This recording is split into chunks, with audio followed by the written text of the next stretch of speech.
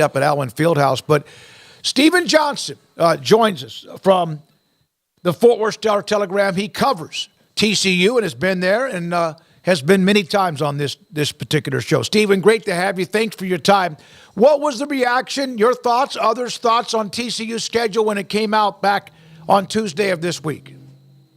Well, I think the biggest thing was, for me personally, there are some better road trips this year. I'm looking forward for the trip to Stanford, going up to play Kansas at Arrowhead, going at Utah. But I think on a more serious note, I don't want to say TCU got necessarily a bad draw, but when you really think about the teams we think could contend in the Big 12 this year, Arizona, Oklahoma State, Texas Tech, Kansas, even UCF now with KJ Jefferson committed, TCU has to play all those teams, man. And I think there's a steady balance. They get some at home, some away. But my biggest takeaway is if TCU wants to bounce back, they're going to have to probably go through the top of the conference this year. Stephen, that non-conference schedule, Stanford obviously now in the ACC, but that's an interesting road trip that you pointed out. I mean, we'll see Long Island. That's kind of the layup game, but then SMU making their first appearance there in the ACC as a member. So they'll get some ACC battles there, but that's a pretty spicy non-con. It feels like we don't really quite know what Stanford's going to be. We expect SMU will be pretty good, but they should be a little battle-tested, I guess, before they enter Big 12 play. Yeah, absolutely. 11 Power 4 conference games. 11 Power 4 games on their schedule. I'm not sure how many other teams in the country have that many. I wouldn't think it's much, but like you said, I imagine it'll be a road game, first game of the season. So those games are always going to be tricky, man. So I think TCU, even if you think they'll be the better team, Stanford could probably present a challenge. Like I said, you're going across the country. It's a Friday night game. I think about that Colorado game a couple years ago where TCU started off slow and had to pull away. So it wouldn't surprise me at all if we see something similar. Even in that 4-game stretch before they get to SMU, of course, like I said, mentioned, you got UCF. I'm really interested to see what Gus Malzahn can do with KJ Jefferson. He just seems like the perfect type of quarterback for him. And then obviously SMU has a lot of belief, a lot of confidence of where their program was trending to after winning the AAC last year. So I'm sure they think they'll be able to make some noise. I know they had a pretty good transfer class. So it's a tough schedule, man. It is a tough schedule. There aren't a lot of games I automatically look on this schedule and just automatically mark a victory for TCU. Yeah, it's going to be difficult. I think it's be dangerous, like throwing darts blindfolded, because we don't know who's going to jump up, because the Big 12 always has a couple of teams, including what TCU did a couple of years ago, Baylor 3 years ago, among others. In fact, I don't know really how to do it, and those who transition into the conference. So you covered Joe Gillespie when he was the defensive coordinator in 2022, and they made the great run. You saw the story that he's now a high school coach in Waco. What do you remember? And I know 2023 didn't end very well. What do you remember about his role in that 2022 team? Well, I think one thing that should never be in doubt is Joe Gillespie knows football. I always enjoy just listening to him talk. He has a very cerebral approach. He's just so knowledgeable about the game. And obviously, when he was let go, the players around TCU, even returning players, guys that are going to the draft, they were all upset just because they believe he's just that good of a coach, but obviously it didn't work out. But the biggest thing I remember from Joe from 2022 was just how they figured out a way to shut down that Texas team on the road in Austin. Bijan Robinson and Xavier Worthy. Most of the nucleus of this year's Texas playoff team were on that team last year. And they managed to, I believe, hold them without an offensive touchdown. That was just, I thought that was top-tier coaching. And I just thought the development of Dylan Horton, and obviously he got Travius Hodges-Tomlinson back to playing, I think, at the standard he was used to playing in the years before that. So those are probably the biggest takeaways. And he was a big part of them getting to the national championship game, no matter what happened this past season. Well, go ahead, Craig. What are now the expectations after the fallback from last year? Have they retooled in the right spots, in the right places, in your opinion?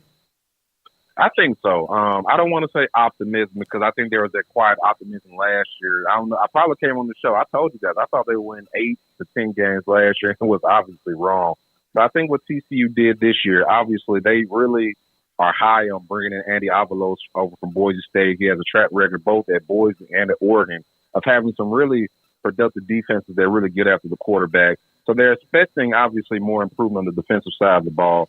And I think the biggest thing TCU did was they focused less on maybe trying to grab a former 4-star from Alabama or Florida or LSU.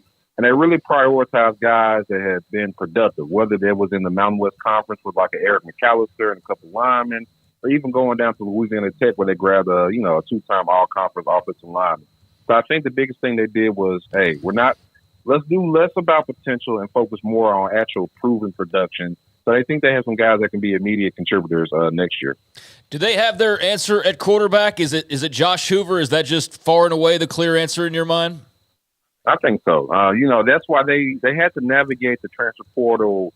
I think they're really coming into the mindset they didn't want to bring anybody that will push Josh out because they do believe he's the future of the program.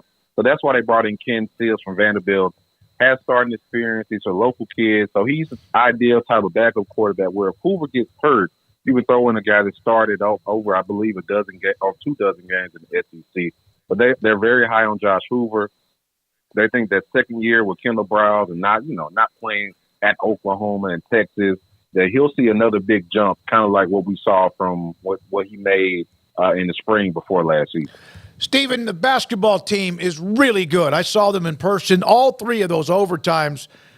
Man, they're explosive and obviously have been playing very, very well. What have you seen from them? And obviously moving forward, they're a dangerous team in my opinion. Yeah, absolutely. They have the number 1 fast break offense in the country. Emmanuel Miller, I think, is an all Big 12 forward. He's a guy who hit a game winner against Houston, scored 20 at Kansas, scored almost 30 points against Oklahoma.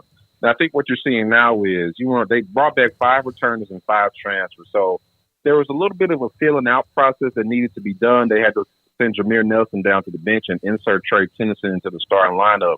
And I think that switch has allowed them to be a lot better in the half court while also maintaining how dangerous they are on the break. The only thing I think this team is missing right now is they don't quite defend like they did last year, but they obviously, I think, are a better offensive team. So Dixon wants to see them improve a little bit on the defensive end, but, depending on their matchup in March, all the brackets kind of, I don't want to say they're a lock, but right now they have a greater than 80% chance of making the tournament.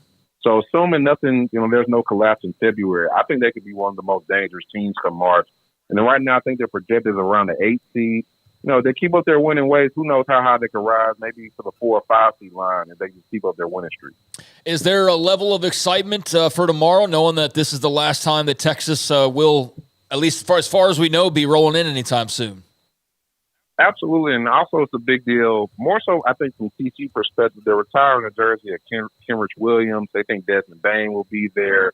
Former head coach Trent Johnson will be there. They're really trying to make that a spectacle. So I think they're more so excited about that, just honoring kind of one of the players that kind of helped start this rebuild for TCU from going, when I was coming up, TCU was kind of a doormat basketball program, and now, they're probably one of the top teams in the Big 12. So they're going to be honoring his jersey, the big NCAA tournament caliber game, and obviously that win for TCU will be another feather in their cap and another good win for their resume. Stephen, Sonny Dykes, with the year that he had in 2022, that almost went flawlessly. I mean, other than like everybody else would have probably been bludgeoned by Georgia, but it was so good. And then last year, it probably, even though you had predicted, and that's, you're not the only one, 8, 9, 10 wins. How has he been? How is that not changed him? He is who he is. That's what makes him very good. But have you noticed anything about what he's saying or whatever else that might be different?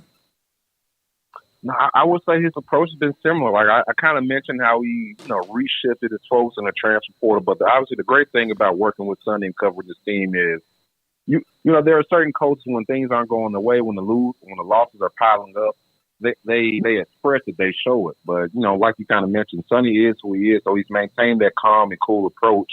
And I think, like I said, they're really excited about the defensive coordinator hire. They really think that could be the key. And I think, what were they, 0-4, 0-5 in those one-score games a year ago after they were great in 2022. So they think with some improvement on defense, and, those things normally balance out. They were great in 22, weren't so great in 23. So you would hope the football guys would, give you a couple more bounces and you improve your record in those one-score games. So I think he believes the team will have a better chance of bouncing back next season. They're kind of going in maybe with less expectations, but they know the standard is they got to make a bowl game next year for sure. Steven, I don't think that you've been around long enough to have seen Baylor beat TCU in football. You can correct me if I'm wrong, but he's only 50. I'm just Yeah, Steven, I mean, you're much younger than that. It's been a while, is all Yeah. I'm saying. I don't know if you've been on the beat long enough to have seen Baylor beat TCU in football, but that's obviously one of the 4 protected rivalries in this new Big 12. I was just curious from your standpoint and hearing TCU fans of just what kind of a sense of the importance of that rivalry do you get from the Frog side of things? Oh well, before I came here, like I'm from Memphis. I knew it was a rivalry because I vaguely remember, when that big game, I think, where Trayvon Boykin played, and that was the game that kept TCU out the playoff. Yeah. So I imagine it was a rivalry like your typical conference rival. But coming here to Fort Worth and learning more about the rivalry, being at those games, even though Baylor hasn't been great the last couple of years, it's intense, man. It's different. I wish they would have gave him a better nickname so it could kind of resonate a little bit more on the national scale. But I think it's one of the better rivalries in the Big 12 and certainly in the country when you think about Power 4 conferences, when you just think about how close the schools are, obviously the religious ties to both of them, and they have this history. TCU kept Baylor out of the playoff a couple years ago. Baylor knocked TCU out in that game I mentioned. So I think it's a great rivalry, and I think it speaks for itself when it's just one of the only 4 games that's going to be played annual in this new Big 12. You know what's interesting about this, the new 4, along with we just saw 4 new teams, is you really don't know yet. There are some, I guess, from age, years, or even regionality like Baylor, TCU, but there's going to be a couple of rivalries we don't even know exist right now just because there'll be an intense game, maybe something that happens that's controversial. It'll be kind of fun to see how that morphs over the next 2 or 3 years here in this conference. Yeah, absolutely. I think I see potential definitely for maybe a game like Arizona. Arizona's going to be one of those schools that wants to recruit more in Texas. I'm not sure how good they'd be. Obviously, they had the coaching change. But obviously, I think they're a school that TCU could kind of have maybe one of those intense battles with, and you see, fans clamoring for them to be on the schedule more. Obviously, there's some history with Utah back from their Mountain West Conference days. They play at Utah this year. So, like you, I'm excited to see what rivalries form and, like, if there's going to be a team or some teams that can kind of fill that power gap left by Texas and Oklahoma. Or are we just going to be in a situation where every single year there's going to be a different team that kind of rises up and, ascends to the top of the conference? Thank you, Stephen. Hope you're doing well. Thank you. Yes, appreciate you guys. Stephen Johnson, Fort Worth Star-Telegram. Like what he does and covers